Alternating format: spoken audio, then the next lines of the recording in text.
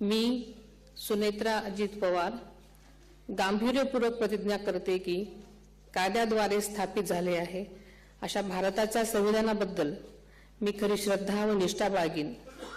मी भारताची सार्वभौमता व एकात्मता उन्नत राखीन।